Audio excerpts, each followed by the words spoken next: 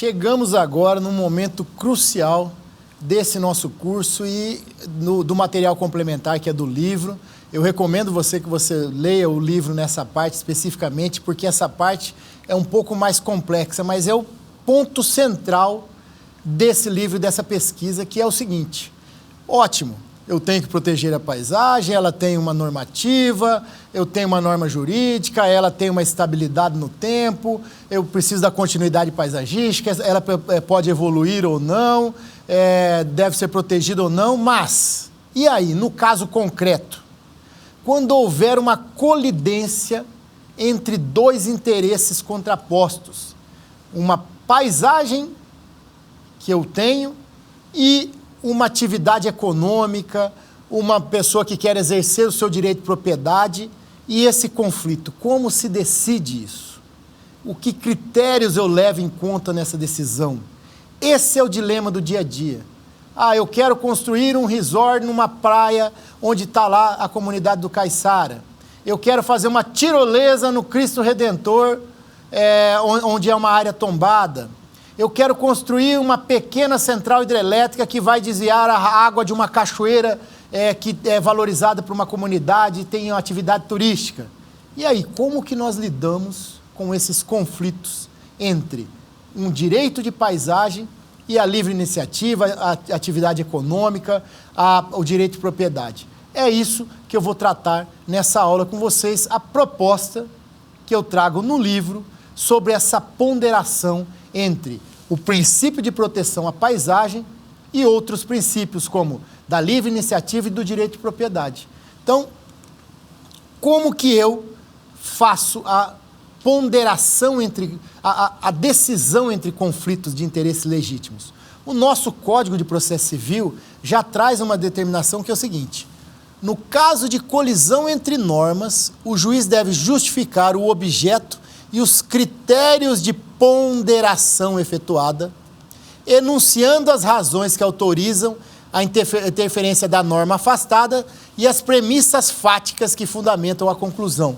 Ou seja, o nosso Código de Processo Civil prevê expressamente que, quando houver esse conflito, o juiz deve ponderar, justificar, falar por que ele afastou uma norma, quais são as premissas de fato, ou seja, do caso concreto, que levaram a essa conclusão. Então, quando eu não tenho uma norma concreta, específica, eu tenho dois princípios colidando, e o juiz o administrador tem que decidir ao licenciar uma obra, o juiz tem que decidir ao decidir uma questão, uma ação civil pública, por exemplo, questionando se pode ou não pode desenvolver aquela atividade porque vai degradar a paisagem, é com base na ponderação que o juiz irá decidir. E a gente tem que lembrar, então, que nesse caso tem uma dupla hermenêutica, uma dupla interpretação. Uma primeira interpretação, que é aquela interpretação paisagística, que é aquele juízo subjetivo que uma dada comunidade tem a respeito daquela paisagem. Então, isso já tem um critério de discricionariedade, um critério de subjetivismo, que vai ter que ser analisado, qual o valor dado àquela paisagem. E depois vem uma hermenêutica jurídica. Eu preciso formar, naquele caso concreto, a norma jurídica paisagística que vai definir a relação entre o sujeito ativo e o sujeito passivo. Afinal, ele é proibido exercer aquela atividade ou é permitido fazer aquela atividade mediante certas condições? Essa vai ser a discussão para definir entre conflitos de interesses legítimos. E aí, o que eu defendo é que, para a parte da paisagem, o que nós devemos levar em consideração são os elementos essenciais que eu trouxe para vocês nesse curso e que estão explicados lá no livro Tutela Jurídica da Paisagem. Então, se eu tenho um critério temporal, que é da estabilidade, quanto maior a estabilidade daquela paisagem, maior deve ser a proteção dessa paisagem. Se eu tenho um critério espacial, que é de harmonia, quanto mais harmônica aquela paisagem, mais protegida ela deve ser. Se eu tenho os critérios valorativos de amplitudes sociais, os elementos e outros, quanto maior essa amplitude social, quanto mais atributos, se ela é turística, se ela é estética, se ela é religiosa, se ela é identitária, e quanto mais força tiver nesses atributos, mais essa paisagem deve ser protegida. E o elemento ético, a qualidade de vida. Quanto mais interferir na perda de qualidade de vida das pessoas, essa modificação deve ser evitada. Então, são os critérios que eu trago. E aí, a gente tem que lembrar que eu estou tratando de direito de propriedade, direito à livre iniciativa e o direito à paisagem, que são princípios. Ele não tem uma regra, porque se eu tiver uma regra específica, como um ato de tombamento daquela paisagem especificamente, aí eu não tenho dúvida, eu não posso ter um direito de propriedade, uma livre iniciativa, porque eu já tenho uma regra jurídica específica para aquela paisagem. Agora, se eu estou trabalhando com princípios, se eu falo, os princípios são os mandamentos de otimização, aquilo que tem uma carga de valor. Existe uma carga de valor no direito de propriedade, existe uma carga de valor na livre iniciativa, mas existe uma carga de valor no direito à proteção à paisagem, à qualidade de vida que aquela paisagem traz. E aí, quando eu trato de colidência entre princípios, eu trabalho com a ideia de ponderação. Quais desses princípios devem ser ponderados no caso concreto, diferentemente de uma regra, que ela pode ser por hierarquia, uma norma superior aplica em relação à inferior, ou por especialidade, uma norma específica se aplica em relação à geral, ou por tempo, a norma posterior revoga a anterior, mas princípios não.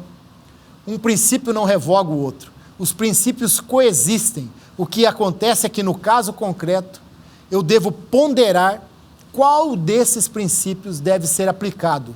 No nosso caso aqui, o princípio da proteção da paisagem ou o princípio da livre iniciativa do direito de propriedade. É isso que a gente aborda. E aí, o doutrinador que mais trabalha com essa ideia de ponderação, que foi o referencial que eu utilizei, doutrinário, é o Robert Alexis, que ele traz as regras de ponderação. E ele traz algumas regras que a primeira delas é se a da adequação, a limitação é adequada para a proteção da paisagem, ou seja, para que eu limitar o direito de propriedade, por exemplo, o tamanho de um prédio que vai construir, ou até se não pode construir, a cor daquele prédio, ela é adequada para a proteção da paisagem, porque se ela não for adequada para a proteção da paisagem, eu não posso limitar o direito de propriedade à livre iniciativa. Então, ela tem que ser adequada para a proteção daquela paisagem, porque senão estaria sacrificando o direito de propriedade à livre iniciativa em nome de nada, porque não é adequada para aquela proteção. Então, essa é a primeira lei. A segunda é essa da necessidade. A limitação é necessária para a proteção. Se eu posso, para que eu limitar aquele direito de propriedade, é preciso isso para que eu possa proteger a paisagem? E se há várias formas para a proteção da paisagem, aquela atividade é a melhor forma de fazer? Então, por exemplo, aqui se aplica a ideia das melhores técnicas disponíveis. Se eu for construir uma rodovia que vai interferir numa paisagem, ou um outro exemplo, eu preciso passar um cabeamento numa determinada paisagem, um cabeamento elétrico numa determinada paisagem, na frente de uma cachoeira, que é muito valorizada. Eu preciso passar esse cabeamento aéreo para acabar com a estética da cachoeira? Não, eu posso ter um cabeamento subterrâneo, ainda que mais caro. É uma outra técnica e é a melhor técnica disponível naquele caso. Então, esse tipo de situação é aqui também aplicável. E o princípio da proporcionalidade, que é o peso entre os princípios envolvidos. Por exemplo, o direito de propriedade e da paisagem. É nessa ponderação que a gente vai trabalhar com a teoria do Robert Alexis, que ele traz uma fórmula da ponderação, tá? nessa proporcionalidade, nesse sopesamento, ele traz a ideia de um princípio contraposto com, no nosso caso, o princípio da propriedade. Então, esse princípio contraposto, que pode ser aqui o direito de propriedade, a livre iniciativa, em relação à proteção da paisagem. Então, eu vou chamar PI aqui, o princípio da propriedade, o princípio da livre iniciativa. E PJ, o princípio da paisagem. Então, a primeira pergunta que se faz é, o princípio contraposto, ou seja, o direito de propriedade, a livre iniciativa, está sendo limitado em qual grau? Máximo, mínimo, médio? Essa limitação do direito de propriedade ou da livre iniciativa é importante para a paisagem? É muito importante? É pouco importante? É nada importante? Essa modificação feita atende o elemento ético, a melhoria da qualidade de vida das pessoas, atende muito ou piora muito, isso tem que ter um peso, tá? E aí, trazendo essa fórmula de Alexis, parece uma fórmula complicada, mas na hora que você entende ela ajuda você a desenvolver.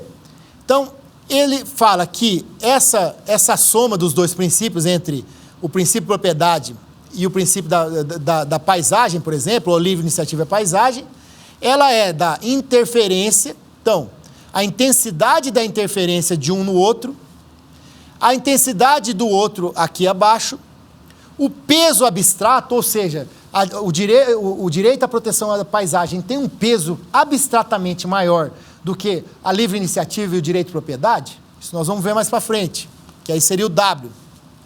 Tá? As premissas, que é o seguinte, existe uma norma jurídica protegendo um ou outro naquele caso concreto, e as premissas empíricas. Até que ponto eu tenho confiabilidade de saber se a limitação de um princípio realmente interfere na proteção do outro. Então, o que eu trago no livro, e é melhor você olhar no livro para entender melhor. Eu busco definir o peso de IJ. Esse peso aqui, que dividido por lá, se ele for maior, ele identifica que não deve mexer naquela paisagem. Então, como que se define a intensidade que a proteção da paisagem sofrerá com o atendimento do princípio colidente? Direito de propriedade ou, por exemplo, direito de propriedade ou a livre iniciativa. Eu trago a ideia dos elementos essenciais que está no substrato material natural, antrópico, a dimensão, a harmonia, a estabilidade, tá? Então, nos critérios de valoração, quanto maior a harmonia, maior o peso. Quanto maior a estabilidade, maior o peso.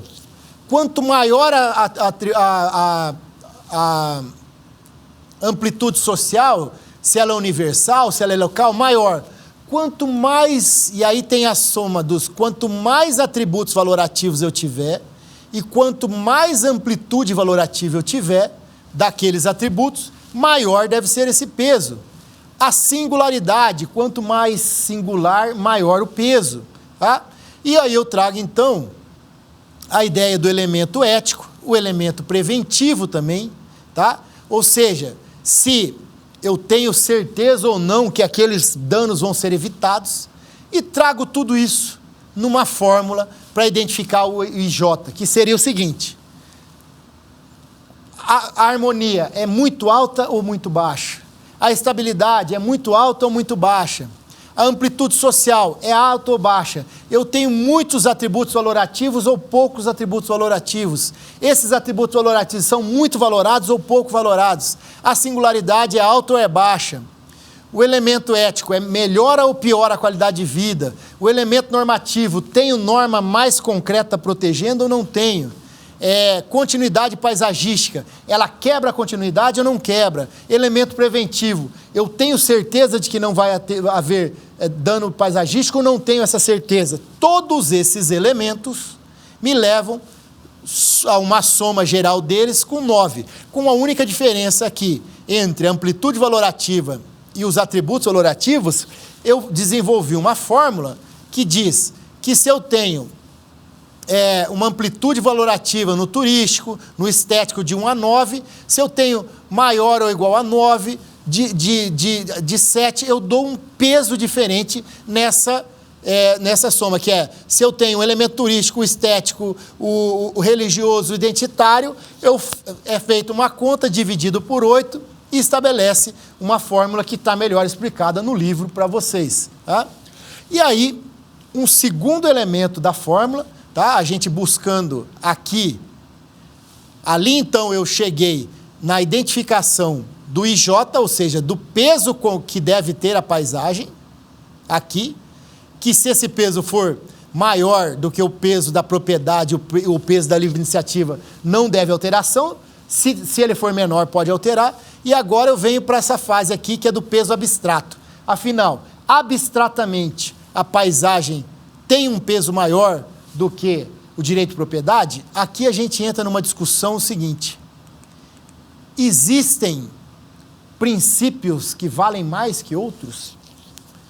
A Constituição Federal, o Supremo Tribunal Federal, nesses 2 acórdãos, disse que sim, que aqueles princípios que têm ligação com a dignidade da pessoa humana e os princípios coletivos valem mais do que o princípio de proteção individual, no caso da propriedade e da livre iniciativa. Então, nessa DPF foi dito assim: se fosse possível atribuir peso ou valor jurídico a tais princípios, relativamente ao da saúde e do meio ambiente ecologicamente equilibrado, preponderaria a proteção desse, cuja cobertura abrange a atual e as futuras gerações. Então, o próprio STF tem precedentes de que há um peso maior no princípio da proteção ambiental e da saúde. Como a paisagem está dentro desses princípios, eu entendo que tem uma proteção maior, um peso maior nessa fórmula. O que quer dizer que sempre a paisagem vai prevalecer? Não. Se esses outros critérios aqui da fórmula forem menores, não vai prevalecer, mas na hipótese de empate, prevalece o direito da propriedade, ou direito da paisagem. E aí, no que diz respeito à premissa empírica, que é o seguinte: qual é o nível de certeza ou confiabilidade que a forma de restrição do princípio contraposto, por exemplo, da propriedade ou da livre iniciativa, é necessário para proteger a paisagem? Então, se eu tenho certeza que é necessário, ela tem um peso maior. Se eu não tenho certeza, ela tem um peso menor. E, na dúvida, se aplica o princípio da precaução. E o da premissa normativa, que é o seguinte: há uma proteção jurídica da paisagem, nesse caso, a justificar o princípio contraposto? Essa proteção é genérica ou concreta? Tem um alto grau de proteção? Então, eu vou ter que saber, dentro da normativa jurídica, se há uma proteção maior. Como eu já disse, por exemplo, nessa nessa normativa empírica, se eu estiver tratando de uma paisagem da Mata Atlântica, do Pantanal, eu tenho um valor maior do que uma outra paisagem que seja uma paisagem urbana, por exemplo, e que não tenha nenhuma norma tratando dela. Então, e por fim, o nível de concretude da norma jurídica, que eu vou falar para vocês melhor, mais para frente. E aí, gente, então, eu tenho esses 2 no livro, eu desenvolvo uma fórmula também a respeito de como valorar o direito de propriedade e de como valorar a livre iniciativa. Por exemplo, se há uma limitação total no direito de propriedade, proíbe de construir, por conta daquilo, tem que ter um peso muito maior e a paisagem tem que ter um valor muito maior naquela fórmula. Agora, se é simplesmente uma forma de exercício do direito de propriedade, por exemplo, na região de Gramado, eu quero construir uma casa toda quadrada. Não, lá tem uma normativa que, para ter uma qualidade paisagística, a forma da construção tem que ser de forma germânica, para que não quebre a harmonia daquela região.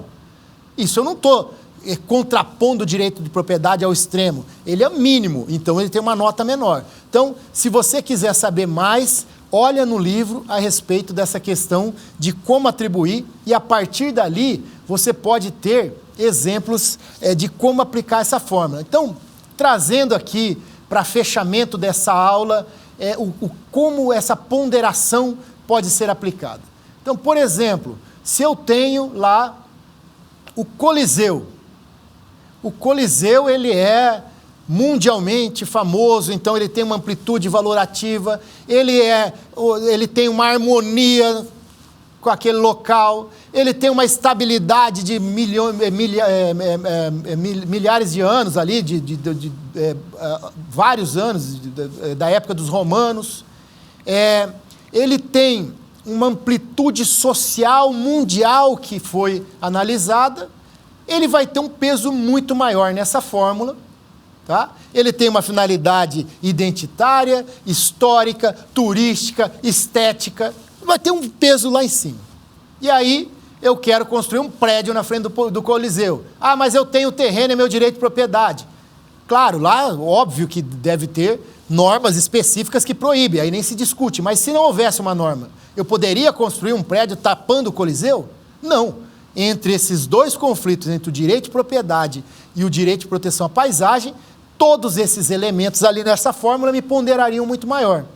Agora eu tenho uma área urbana que não tem uma identidade, não tem uma finalidade turística, não atrapalha em nada a qualidade de vida das pessoas a construção de um prédio ali, não tem uma harmonia, cada local é construído de um jeito, é uma área urbana moderna que não tem uma parte histórica, identitária. Eu posso construir um prédio? Posso vedar porque a paisagem urbana tem que ser preservada? Não, eu vou poder evoluir e construir esse prédio. É isso que essa fórmula traz. No caso a caso, tem uma cachoeira belíssima, a maior cachoeira do estado. Aí vem alguém que quer construir uma hidrelétrica para gerar energia para 100 casas, 200 casas, fazer uma turbina e desviar a água daquela cachoeira. Bom, eu tenho uma cachoeira que é a maior do estado, ela é valorizada pela comunidade, ela tem uma questão estética protegida pela Constituição, ela é de essencial beleza cênica, de extrema beleza cênica, ela tem uma finalidade turística, ela tem uma finalidade identitária, que as pessoas que viram, nasceram e conviveram com aquela cachoeira, ela vai ter muito mais do que uma atividade de livre iniciativa, que depende, inclusive, de autorização do Estado para ser feita num rio e que não vai gerar benefícios econômicos, vai gerar 2, 3, 5 empregos. Então, preponderaria a paisagem. Então, é esse tipo de ponderação que a gente traz nesse livro, para que você, como operador do direito, possa trabalhar com esses casos concretos. Então, com isso, eu encerro essa aula, que é um dos motes principais do livro, que é a decisão, a premissa teórica que a gente traz nessa questão de como lidar com os conflitos entre o direito de propriedade e outros princípios, como, por exemplo, o princípio do direito de propriedade, o princípio da livre iniciativa e o direito de paisagem.